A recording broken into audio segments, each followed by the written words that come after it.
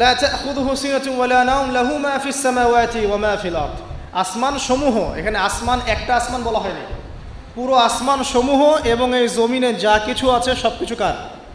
আল্লাহ। আসমান সমূহটা বোঝেন। একদিন বলেছিলাম একটা এক্সাম্পল, যে এই পুরো মহাবিশ্বে পৃথিবীর অবস্থানটা কতটুকু। একটা সমুদ্রের কিনারায় যখন আপনি হাঁটবেন, বা আপনাদের এই যে এখানে কি নদী আছে, বালাসী, আচ্ছা, ওই চরের মধ্যেই মনে করেন আপনি হাঁটছেন, ওই চরের মধ্যে একটা বালুর কণার কি পরিমাণ দাম আছে বা কি পরিমাণ অবস্থান আছে? খুব বড় অবস্থান না? অবস্থানই নাই। এই পুরো মহাবিশ্বে পৃথিবীর অবস্থান তার চাইতেও কম। এই যে সৌরজগৎ দেখছেন, এই সৌরজগতের মধ্যে হাজারটা সৌরজগৎ মিলে একটা গ্যালাক্সি হয়, আর এই হাজার হাজার গ্যালাক্সি মিলে একটা আসমান হয়। এরকম করে 7 আসমান, তার উপরে কুরসি, তার উপরে মহাসাগর, তার উপরে আরশ, তার উপরে আল্লাহ রাব্বুল আলামিন। তাহলে চিন্তা করেন যে পৃথিবীতে আমরা কতটুকু অবস্থান নিয়ে আছি। এই সমস্ত কিছু কার সৃষ্টি? আল্লাহ রাব্বুল আলামিনের। এখন সামনে আসেন, লাহু মা ফিস সামাওয়াতি ওয়া মা ফিল আরদ মান যাল্লাযী ইয়াশফাউ ইনদাহু ইল্লা বিইذনিহি। যার এত ক্ষমতা, যে আল্লাহ পাকের এত ক্ষমতা, আল্লাহ পাক বলছেন কে আছে যে তার অনুমতি ছাড়া আল্লাহর সামনে সুপারিশ করতে পারে। এখান থেকে আমাদের আকীদার পরিষ্কার হওয়া দরকার আছে না? আমরা তো অনেক সময় মনে করি যে পীর সাহেব ধরেছি বাস জান্নাতে চলে যাব, নাকি? আমল করার দরকার নাই। বায়াত হয়েছি বাস জান্নাতে চলে যাব, আমার আমলের দরকার নাই। এত সহজ না। আল্লাহ পাক বলছেন কে আছে যে আমার কাছে সুপারিশ করবে আমার অনুমতি ছাড়া। না, আল্লাহ পাকের অনুমতি না পেয়ে কেউ এই কাজ করতে পারবে না। আমরা জানি না রাসূল সাল্লাল্লাহু আলাইহি ওয়াসাল্লাম উম্মতের জন্য সুপারিশ করবেন। হ্যাঁ, শহীদগণ সুপারিশ করবে, এই যে হাফেজে কোরআন, আলেম, অনেক মানুষ, অনেক শ্রেণীর মানুষকে আল্লাহ পাক সুপারিশ করার এখতিয়ার দিবেন। কেন দিবেন? বিকজ আল্লাহ পাক তাদের আমলে সন্তুষ্ট এবং আল্লাহ পাক তাদেরকে সম্মানিত করবেন সবার উপরে। মনে করেন এখানে অনেক মানুষ আছে, এর মধ্যে একজনকে আপনি সবচেয়ে বেশি পছন্দ করেন, সে আপনাকে সন্তুষ্ট করেছে, তাকে সম্মানিত করতে চাচ্ছেন আপনি। এখন তাকে ডেকে নিয়ে আসলেন সবার সামনে, এনে আপনি যে ফুলের তোড়া উপহার দিলেন, মানে আপনি তাকে ভালোবাসেন, তাকে সম্মান করেন। এখন সে আপনাকে যদি কিছু বলে যে আমার অমুক ভাই আছে, সেও মাশাআল্লাহ এই পথে চেষ্টা করছে, আপনি তাকে একটু সুযোগ দেন, তখন আপনি কিন্তু ওকে সুযোগ দিবেন। এইটা সুপারিশ। মানে বিষয়টা হচ্ছে যে যখন আল্লাহ রাব্বুল আলামিন কিছু মানুষের উপর সন্তুষ্ট হবেন, তখন গিয়ে আল্লাহ রাব্বুল আলামিন তাদেরকে সুপারিশ করার এখতিয়ার দিবেন। কিন্তু আল্লাহ পাকের অনুমতি ব্যতীত এই কাজটা কেউ করতে পারবে না। এটা আমাদের কনসেপ্ট ক্লিয়ার থাকা উচিত। মান যাল্লাযী ইয়াশফাউ ইনদাহু ইল্লা বিইذনিহি ইয়ালামু মা বাইনা আইদিহিম ওয়া মা খালফাহুম। আল্লাহ পাক সেই সত্তা, আপনার রব সেই সত্তা যিনি সামনের এবং পিছনের খবর জানেন, মানে অতীত, বর্তমান, ভবিষ্যৎ সব জানেন। আদম আলাইহিস সালাম যা সৃষ্টি হওয়ার প্রথম দিন কি খেয়েছেন আল্লাহ পাক এখন জানেন। কথা বুঝতে পারছেন না? আমরা জানি? কোনো ইতিহাসের বই আমাদেরকে সলিউশন দিতে পারবে? জান্নাত জাহান্নামের ফয়সালা হয়ে যাওয়ার পরে, এটা বোঝেন, জান্নাত জাহান্নামের ফয়সালা হয়ে যাওয়ার পর জান্নাতীরা 100 কোটি বছর পরে কি খাবে, কি করবে, কি পড়বে, আল্লাহ পাক এই মুহূর্তে সেটা জানেন। ঠিক একইভাবে জাহান্নামীরা জাহান্নামে যাওয়ার 100 কোটি বছর পর তাদের কি আযাব হবে, কি পানিশমেন্ট দেওয়া হবে, ওদের অবস্থা কি হবে, আল্লাহ পাক এখনই সেটা দেখতে পারেন।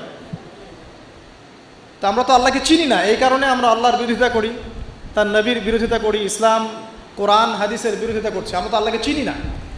আল্লাহ পাক বলছেন ইয়ালামু মা বাইনা আইদিহিম ওয়া মা খালফাহুম, সামনে পিছনে যা আছে, অতীত, বর্তমান, ভবিষ্যৎ সব আল্লাহ পাক জানেন। ইয়ালামু মা বাইনা আইদিহিম ওয়া মা খালফাহুম ওয়া লা ইউহিতুনা বিশাইইন মিন ইলমিহি ইল্লা বিমা শা। আল্লাহ পাকের যে মহা জ্ঞান, অসীম জ্ঞান, এই জ্ঞানটাকে কোনো কিছুই পরিব্যাপ্ত করতে পারে না।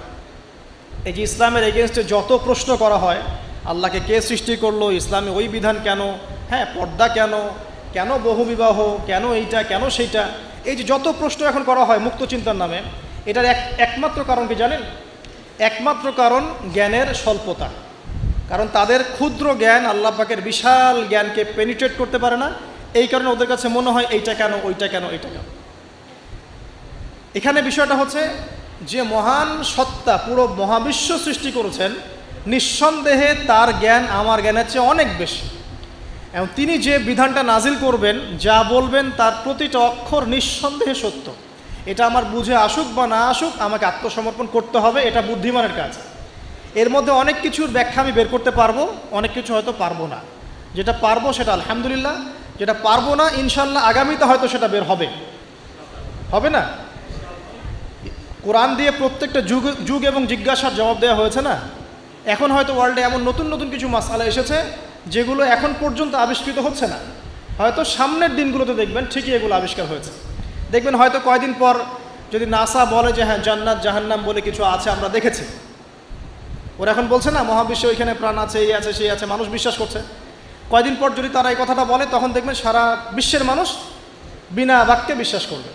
তো যেটা আগামীতে হবে সেটা আল্লাহ পাক আগেই জানিয়ে দিয়েছেন।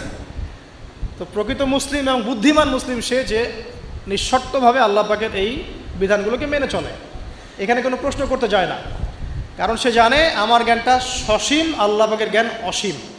ক্ষুদ্র জ্ঞান কখনো আল্লাহর মহাজ্ঞানকে পেনিট্রেট করতে পারে না। এটা আল্লাহ পাক বলছেন যে আল্লাহর মহাজ্ঞানকে কোনো সত্তাই পরিবেষ্টন করতে পারবে না, ইল্লা বিমা শা, যতটুকু জ্ঞান তিনি দিতে চান এতটুকু বাদ দিয়ে, যতটুকু জানিয়েছেন এতটুকু বাদ দিয়ে আমরা জানি না।